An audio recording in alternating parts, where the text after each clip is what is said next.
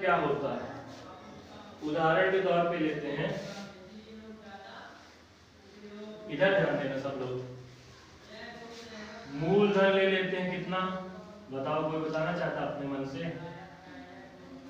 मूलधन लेते हैं मान लो 10,000, कितना? ठीक।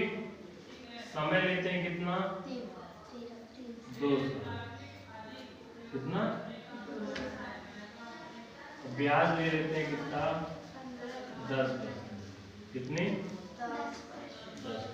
ठीक है ना। इसमें क्या होता है, चक्रवृद्धि ब्याज में हर साल जो ब्याज निकल के आती है वो मूलधन में जुड़ती चली जाती है, तो अगले साल के लिए बन जाता है मूलधन, फिर उसमें ब्याज जुड़ेगी तो अगले साल के लिए फिर मूलधन बन जाता है, जो मिश्र धन होगा वो मूलधन बनता चला जाता है, तो इसमें रिटर्न ज्यादा मिलता है। कैसे समझ लेते हैं, ये उदाहरण ले रखे हैं, ठीक है ना। ये 2 साल का भी इकट्ठा नहीं निकालेंगे, अलग अलग साल का निकालेंगे कि करके, ठीक, फिर लास्ट में जोड़ देंगे। पहले निकालते हैं साधारण ब्याज बराबर, क्या होता है सूत्र, सब लोग बोलेंगे,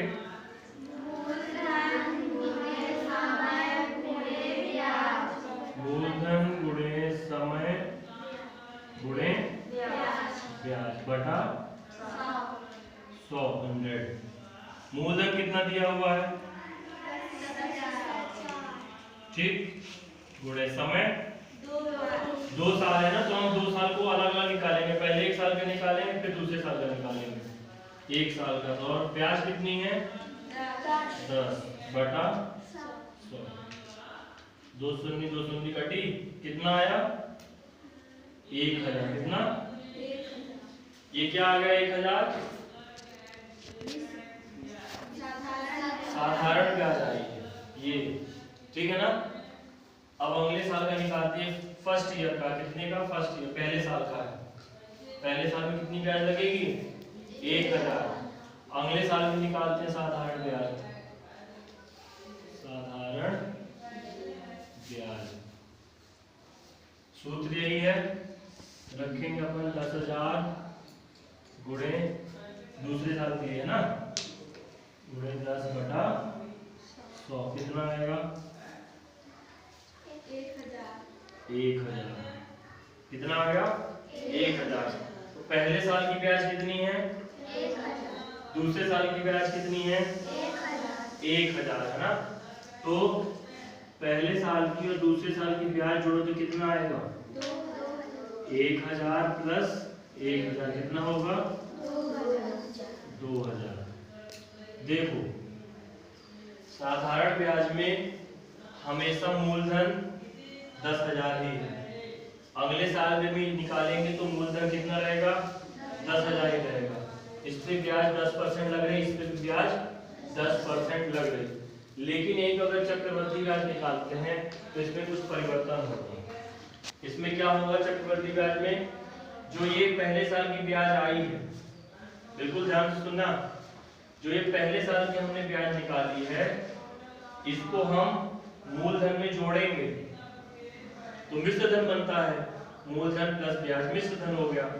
तो जो मिश्र धन होगा वो इस अगले साल के लिए मूलधन बन जाएगा, वहां पे 10,000 मूलधन नहीं रहेगा, वहां पे 1000 प्लस 10,000 दोनों जुड़ के मिलके मूलधन बनेगा, समझ गए।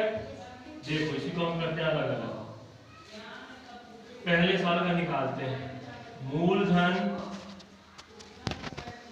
बोलो सूत्र, गुणे समय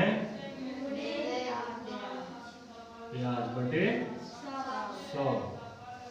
तो मूलधन कितना है, 10,000 गुणे समय 1 साल गुणे ब्याज 10% बटा 100, कितनी आई ब्याज, 1000, ठीक। तो मिश्र धन बराबर, मिश्र धन का सूत्र क्या है बेटा, बताओ,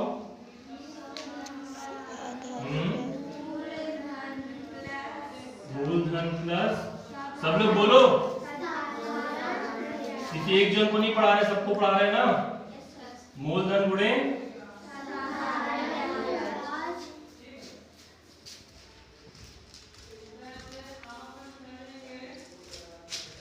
मूलधन मूलधन गुणे साधारण ब्याज या फिर ब्याज।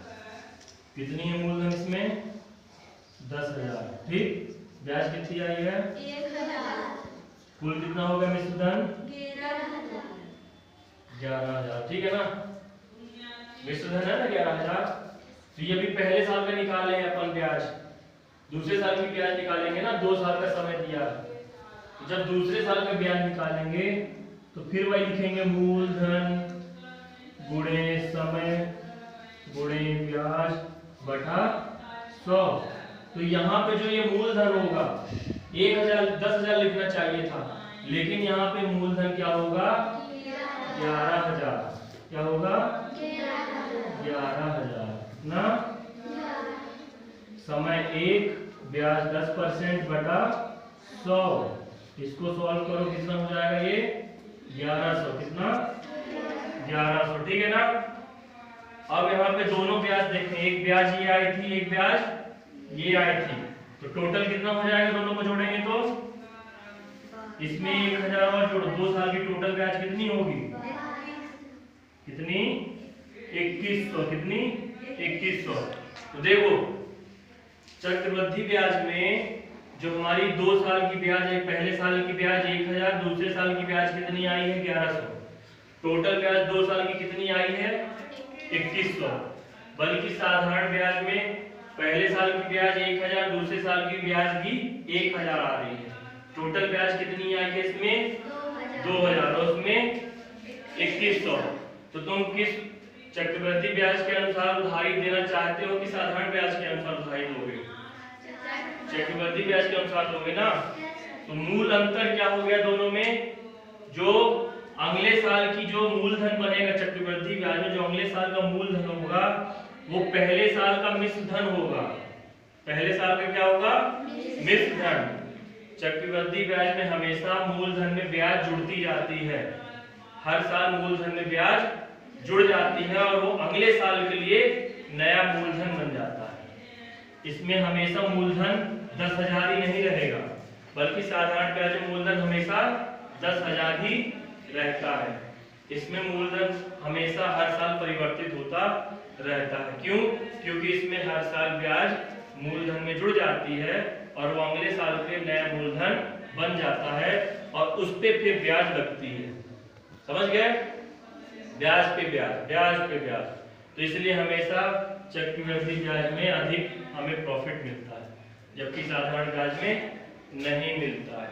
नहीं मिलता ना, साफ साफ दिख रहा है आपके सामने। ठीक है, आया समझ में अंतर? Yes sir. चलो वेरी गुड।